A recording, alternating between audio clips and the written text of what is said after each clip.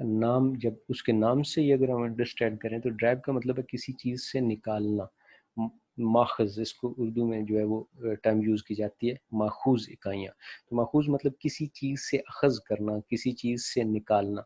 अब ये कौन कौन सी थी या इसकी डेफिनेशन पहले हम देख लेते हैं। The quantities that are expressed in terms of base quantities, ऐसी क्वांटिटीज जिनको एक्सप्रेस किया जाता है किसकी बेस के ऊपर, बेस क्वांटिटी बेस की बेस के ऊपर।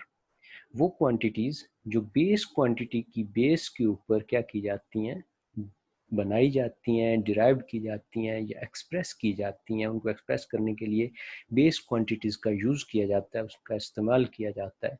तो उन क्वांटिटीज़ को क्या क्या कहा जाता है, डिराइव्ड क्वांटिटीज़। अब ड्राइव क्वांटिटीज़, बेस क्वांटिटीज़ तो 7 थी हमारे पास, अब ड्राइव क्वांटिटीज़ कितनी हो सकती हैं, ये मल्टीपल हो सकती हैं। इसका एमसीक्यूज भी बोर्ड में आता है कि ड्राइव क्वांटिटीज़ कितनी है, तो ये मल्टीपल, इसका एग्जैक्ट आंसर जो होता है वो मल्टीपल का एक ऑप्शन होता है, वो होगा या नन ऑफ दीज होगा। इसकी एग्जैक्ट अगर कोई नंबर दिया हुआ है 1 2 3 4 5 50, तो हम कोई एग्जैक्ट नंबर उसका नहीं बता सकते कि ये कितनी है, बहुत सारी है। तो हम इसमें जो है क्या करते हैं, मल्टीपल कि ये बहुत सारी हैं। अब वो कौन कौन सी हैं, इसमें हमारे पास जो आ जाएंगी, area, volume, speed, force, work, energy, power, electric charge, electric potential. ये वो क्वांटिटीज़ हैं जो किसी ना किसी हवाले से हम इनके बारे में भी बात करते हैं, या इन क्वांटिटीज़ को लेकर के भी हम डेली लाइफ में इनके बारे में ये टर्म यूज़ करते हैं। तो ये बेसिकली क्या है, ये वो क्वांटिटीज़ हैं जो बनाई गई हैं कहाँ से, बेस क्वांटिटी के ऊपर। एरिया है तो ये कॉमन सा सबसे सिंपल जो फॉर्म है ड्राइव क्वांटिटी की, या सबसे कॉम सिंपल एग्जांपल कौन सी है, एरिया और वॉल्यूम की है। एरिया, एरिया जो है वो, इसका फार्मूला देखें तो एरिया का formula length into length, simple formula, या लेंथ इनटू विड्थ भी हम फार्मूला यूज करते हैं। तो लेंथ और विड्थ दोनों क्या है, लेंथ है, तो लेंथ मल्टीप्लाई बाय लेंथ। अब क्या किया गया, लेंथ को 2 टाइम आपस में जो है वो मल्टीप्लाई किया गया। क्या लेंथ क्या थी, बेस क्वांटिटी थी, और बेस क्वांटिटी को, एक ही बेस क्वांटिटी को 2 दफ़ा जब मल्टीप्लाई किया उन्होंने, तो एक नई क्वांटिटी उसमें से ड्राइव कर ली जिसको नाम दे दिया गया एरिया। इसी तरह वॉल्यूम है, volume length into breadth into height. अब तीनों लेंथ, ब्रेड्थ और हाइट क्या है, लेंथ है। तो लेंथ को 3 दफ़ा आपस में क्या किया गया, 3 टाइम्स आपस में मल्टीप्लाई किया गया। मल्टीप्लाई किया तो आपके पास क्या हुआ, दो, एक नई क्वांटिटी बनी जिसको हमने नाम दे दिया वॉल्यूम। इस तरह स्पीड है, ये हम आगे चल के इसके फार्मूलाज भी देखते हैं और इसका टेबल भी जो है वो हम देखते हैं। सबसे इसके बाद हम जो पहले देख लेते हैं, international system of units.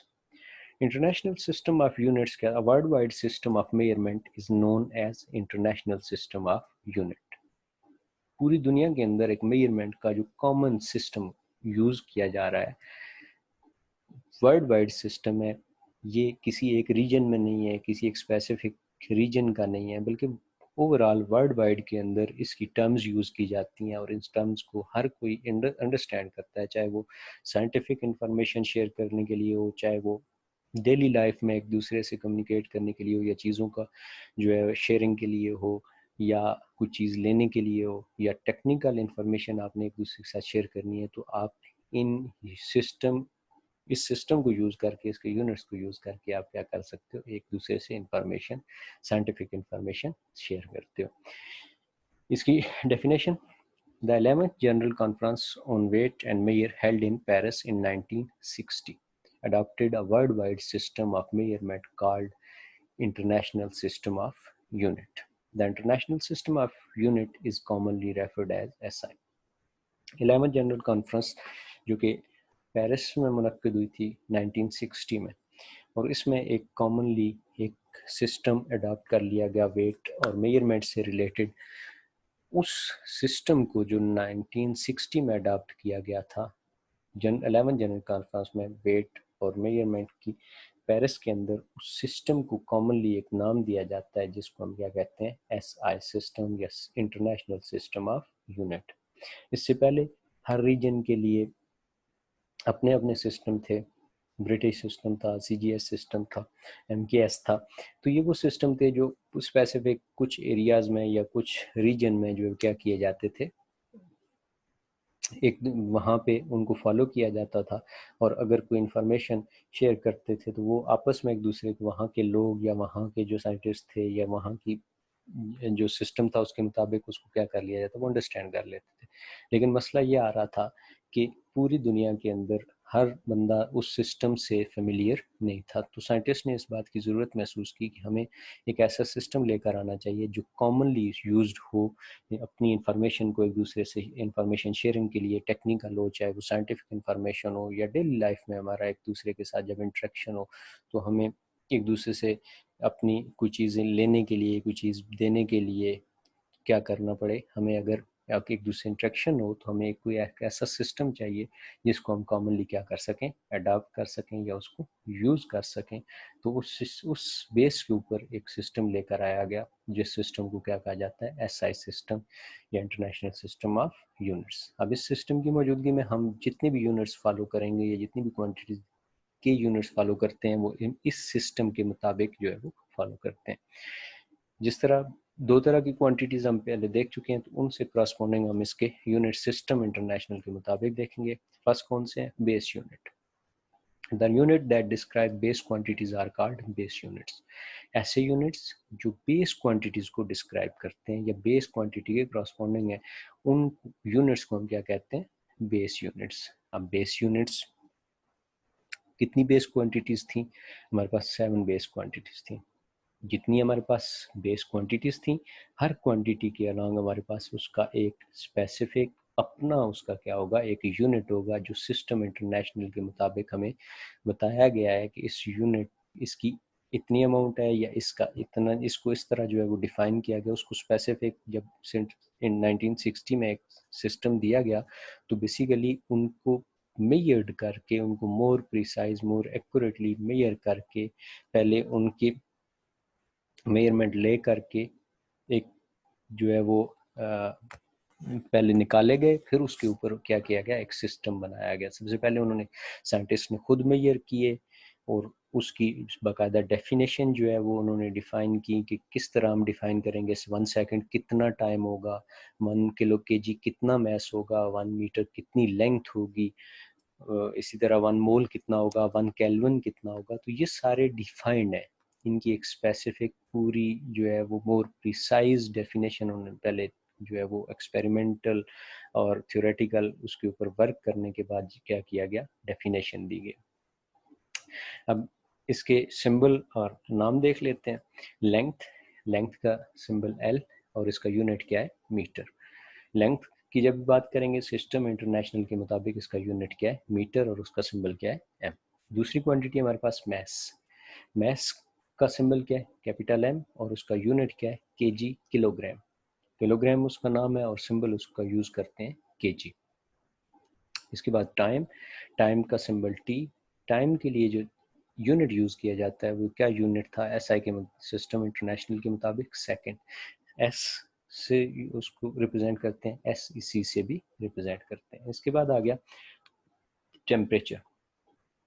Temperature T और इसका यूनिट क्या है, केल्विन। टेम्परेचर के और भी यूनिट्स हैं, सेल्सियस है, फ़ारेनहाइट है, लेकिन जो SI सिस्टम के मुताबिक है वो कौन सा है, केल्विन। इसके बाद है इलेक्ट्रिक करंट। इलेक्ट्रिक करंट का सिंबल I और इसका यूनिट क्या है, एम्पेयर। एम्पेयर का सिंबल क्या है, capital E। Intensity of light, intensity of light का सिंबल L और इसका यूनिट कैंडेला। कैंडेला का सिंबल CD। इसके बाद है amount of substance. Amount of substance का यूनिट N और इसका इसका सिंबल N और इसका यूनिट क्या है, मोल, और सिंबल इसका क्या है, MOL। अमाउंट ऑफ सब्सटेंस या मोल आप स्टडी करते हो किसमें, केमिस्ट्री में। जब आप किसी चीज़ को मेजर कर रहे होते हो या उसके नंबर ऑफ एटम्स फाइंड कर रहे होते हो, तो वहाँ पे हम जो स्टडी करते हैं किसको, अमाउंट ऑफ सब्सटेंस या मोल को। इसके बाद आ गया हमारे पास डिराइव्ड यूनिट्स।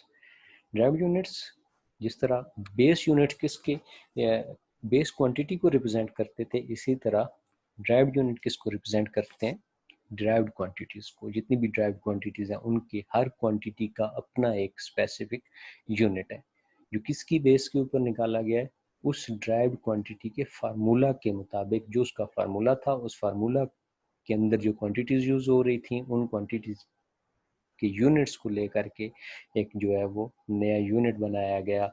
उस यूनिट को क्या कहते हैं? Derived units. हम पहले इसके एग्जांपल देख चुके हैं। जैसे पहले हमने देखा कि एरिया का फार्मूला क्या था? Length into width. लेंथ और विड्थ दोनों क्या है? लेंथ है।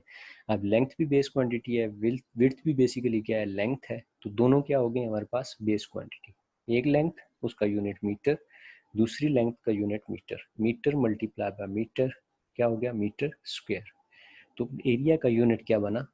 Metre square. इसी तरह वॉल्यूम, तो वॉल्यूम का formula length into width into height.